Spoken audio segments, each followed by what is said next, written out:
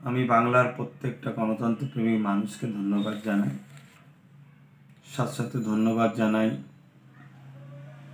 রাজ্যের তৃতীয়বার যিনি মুখ্যমন্ত্রী হয়েছেন মমতা ব্যানার্জিকে। মানুষের রায়কে ধন্যবাদ জানিয়ে মানুষ তেনাকে পছন্দ করেছেন। অতএব আমরা চেয়েছিলাম যে এমন একটা বাংলা, যে বাংলায় শিক্ষা, স্বাস্থ্য, কর্মসংস্থান, মানুষ হয়তো আমাদের উপরে বিশ্বাস না করে মমতা ব্যানার্জির উপর বিশ্বাস রেখেছেন, আস্থা রেখেছেন। তাই মানুষের বিশ্বাসকে আমরা ধন্যবাদ জানাই এবং ভাঙড়বাসীকে বিশেষভাবে ধন্যবাদ জানাচ্ছি যে আইএসএফ প্রার্থী নওশাদ সিদ্দিকীকে তেনাদের মূল্যবান ভোটটা দিয়ে জিতানোর জন্য। পাশাপাশি সংযুক্ত মোর্চার প্রত্যেকটা প্রার্থীকে যেখানে যেভাবে ভোট দিয়েছেন প্রত্যেকটা ভোটারকে আমি ধন্যবাদ জানাচ্ছি।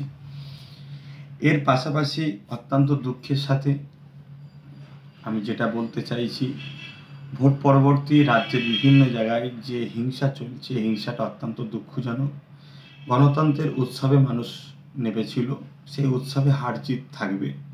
আমরা হেরেছি, টিএমসি জিতেছে। স্বাভাবিক, টিএমসি পার্টিকে মানুষ পছন্দ করেছে। তাই টিএমসি পার্টির প্রত্যেকটা কর্মীদেরকেও আমি ধন্যবাদ জানাচ্ছি যে আপনাদেরকে মানুষ পছন্দ করেছে। নিশ্চয়ই আপনাদের কর্মকাণ্ড তেনাদের ভালো লেগেছে, তাই আপনাদেরও ধন্যবাদ। কিন্তু ভোট পরবর্তীতে যে হিংসাটা চলছে এটা অত্যন্ত দুঃখজনক। গণতন্ত্রের উৎসবকে মানুষ আতঙ্কের উৎসবে পরিণত হয়ে যাচ্ছে।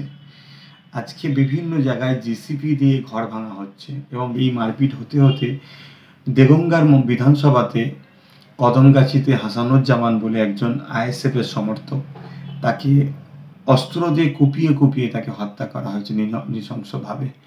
অত্যন্ত দুঃখজনক। এটা গণতন্ত্রের উৎসবে তার অংশগ্রহণ নেওয়ার জন্য তাকে আজকে মৃত্যুর করে চলে যেতে হলো।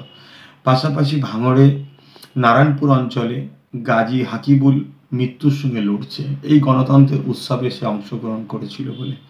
এটা দুঃখজনক। তাই আমি প্রশাসনের দৃষ্টি আকর্ষণ করছি এবং তৃতীয়বারের মধ্যে আমার বাংলার যিনি নেত্রী হয়েছেন মমতা ব্যানার্জি, তেনার কাছেও আমি দৃষ্টি আকর্ষণ করছি যে যাতে বাংলা শান্তিভাবে থাকে এর সুব্যবস্থা করুন এবং প্রশাসন বন্ধুদেরকে বলবো রাজধর্ম পালন করুন।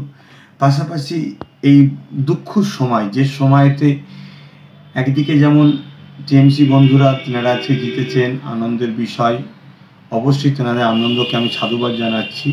পাশাপাশি স্মরণ করে দিতে চাইছি যে এই করোনা মহামারী চলছে, যে মহামারীতে আজকে হসপিটালতে দাওয়াই থেকে শুরু করে, বেড থেকে শুরু করে, অক্সিজেন থেকে শুরু করে নানান সমস্যার সম্মুখীন হতে হচ্ছে মানুষ।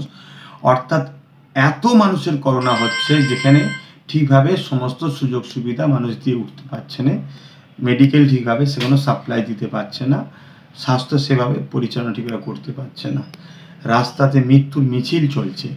এরকম একটা সময়ে যেভাবে আজকে বাংলা জুড়ে গণতন্ত্র উৎসবের রেজাল্টের বাইর হওয়ার পরে যে প্রতিহিংসা চলছে, আমার বড় ভয় হচ্ছে মানুষ যদি এই প্রতিহিংসা অব্যাহত থাকেন, মানুষ নিজের যান বাঁচাবার জন্যে, তাহলে হয়তো সেই আন্দোলনের রাস্তা যদি বেছে নেয়, তারা যদি রোডে নেমে পড়ে, গণমিছিলে নেমে পড়ে, প্রতিরোধের গণতান্ত্রিক প্রক্রিয়া আন্দোলনে নেমে পড়ে, আমি আশঙ্কা বোধ করছি, ভয় হচ্ছে, তাহলে এই করোনা মহামারী আরও ভয়ানক রূপ ধারণ করবে, যেটা আমার বাংলার জন্য, আমার দেশের জন্য বড় ক্ষতি হবে।